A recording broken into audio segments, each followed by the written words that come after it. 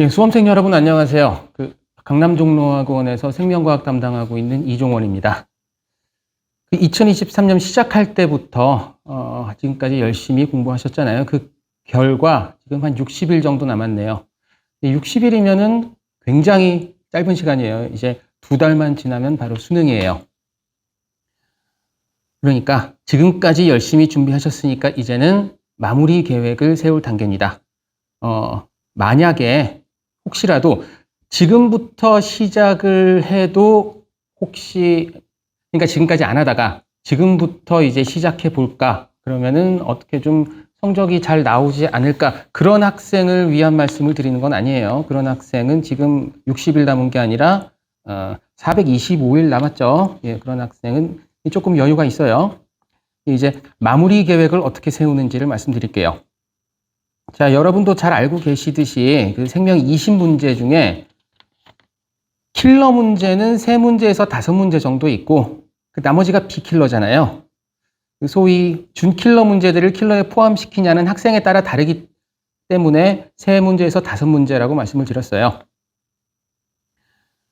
그 킬러 문제를 지금까지는 모두 풀 생각은 하지 말았어야 해요. 정말 잘하는 학생들도 내가 만점을 맞겠다라는 생각으로 계획을 세울 수는 없었어요. 지금까지 수능 만점자들이 계속해서 나왔잖아요. 그 중에서 생원을 선택한 학생은 없었습니다. 그러니까 수학은 만점 맞을 수 있어도 생원은 만점 맞기가 불가능했다라는 얘기죠. 실질적으로 불가능했다라는 얘기죠. 그런데 올해는 달라요. 6월, 9월 모의고사 보셔서 아셨겠지만 1컷이 막 47, 48 그러죠. 그리고 킬러라는 문제 수준이 우리가 올해 계속 공부하고 있는 수능 특강의 2점짜리 문제 수준이었어요. 그러니까 올해는 내가 조금 유전에 자신이 있다라는 학생들은 무조건 만점을 노려야 됩니다. 자, 킬러 문제 5문제. 그 유형은 수십 개예요. 그러니까 5문제를 맞추기 위해서 우리는 그 수십 가지 문제 유형을 전부 다 익혀야 됩니다. 그러니까 그 기출문제를 중심으로 한 변형 문제를 소위 말해서 양치기 하는 게 굉장히 중요한 거죠. 다행히 그 6월, 9월 모의고사에서 나오는 문제가 새로운 유형이 나오지는 않았어요. 전부 다 기존의 기출문제에서 다뤘던 유형들이 그대로 나왔습니다. 그러니까 이 수십 가지 킬러 문제들의 유형만 제대로 파악하고 있으면 유전은 문제없이 다 맞을 수 있을 것 같아요.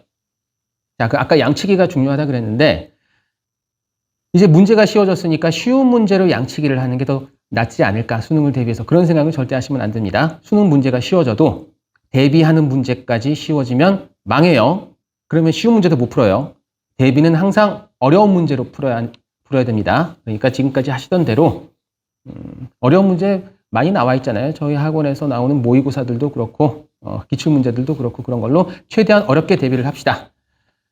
자, 그리고 그 킬러 문제에 접근하는 2가지 유형이 있어요. 같은 수업을 들어도 학생마다 전부 다 푸는 방법이 달라요.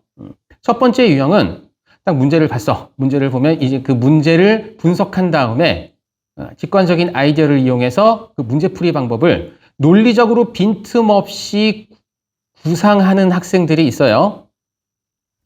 자, 그리고 2번째 유형은 그 직관이 너무 발달했나 봐요.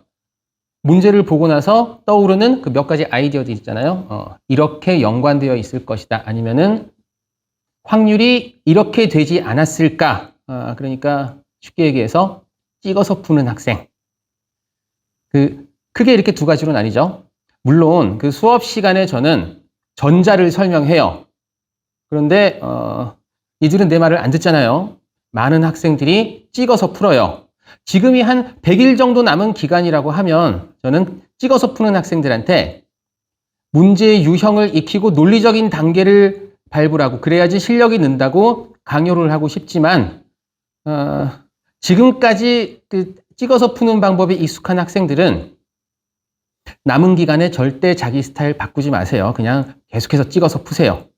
지금에 와서 하는 얘기지만 그 찍는 방법이 그 학생들 머릿속에서 설명할 수 없는 방법으로 논리가 어느 정도 완성된 경우가 많아요.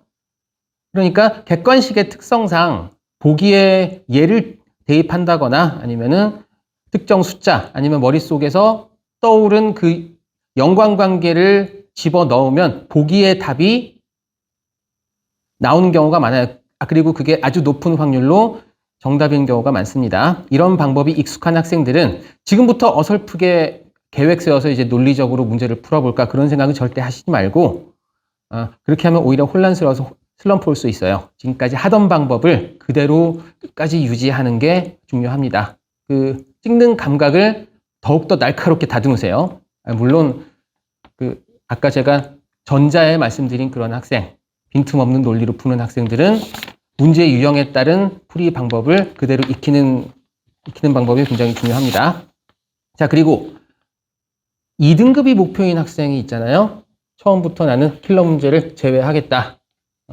2등급을 노리겠다. 여전히 그 방법 유효합니다. 2등급이 목표인 경우 여전히 그 방법은 쉽습니다. 준비만 성실히 했으면 올해는 킬러 문제 중에서 2문제 정도는 어느 정도 풀 수 있을 거예요. 난이도가 그렇게 높지 않으니까 기본만 준비해도 어느 정도 풀 수 있어요. 그러면은 3문제가 남았을 때 한 15분 정도 남죠. 3문제 중에서 2문제를 풀고 1문제를 찍읍시다. 가능하다면. 그러면 실력으로는 확실하게 2등급이 나오고 운 좋으면 1등급까지 가능합니다. 자, 그리고 지금까지 제가 킬러 문제만 얘기하는 전제는 그 비유전 문제들, 비킬러 문제들에서 틀리지 않아야 한다라는 전제로 말씀드리는 거예요. 비유전 문제는 완벽해야 돼요. 비유전 문제를 완벽해야지 지금 말씀드린 그 킬러 문제를 어떻게 해야 된다 그 얘기가 의미가 있는 거예요. 여러분들 킬러 문제에 집중하느라고 비유전에 빈틈이 있으면 절대로 안 됩니다. 그러니까 첫 번째, 기출 문제들에서 빈출되는 주제들이 분명히 있어요. 호르몬이라 그러면은 ADH라든지 아니면 티록신 분비 음성 피드백이라든지 이렇게 빈출되는 필수 주제들은 완벽하게 마스터하셔야 돼요. 자, 그리고 두 번째, 특히 6월 모의고사에서 두드러졌는데 예를 들면 5단원 문제들 있잖아요. 그 5단원 문제들에서 쉽게 5개념을 가질 수 있는 내용들로 함정을 팔 수가 있어요. 그러니까 개념을 대충 알았다 싶으면은 분명히 5개념이 생길 수 있는 경우 그것을 함정으로 낼 수가 있으니까 5개념 생기지 않도록 개념 공부를 확실히 하셔야 돼요.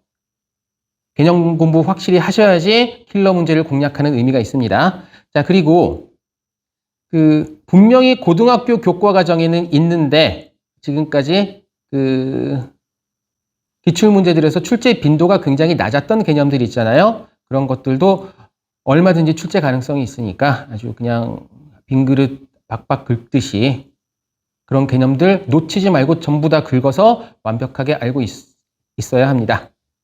자, 그럼 이제 남은 기간 2달 동안 이제 지치지 말고 지금까지 열심히 했으니까 이제 좀 지칠 때가 됐지만 조금밖에 안 남았으니까 지치지 말고 끝까지 열심히 합시다. 지금까지 준비 열심히 해 오셨으니까 지금부터라도 상승세로 얼마든지 치고 올라갈 수가 있어요. 그러면은 수능 때 예상한 결과 이상을 분명히 얻을 수 있을 겁니다. 자, 그렇게 되기를 제가 간절히 기도하겠습니다.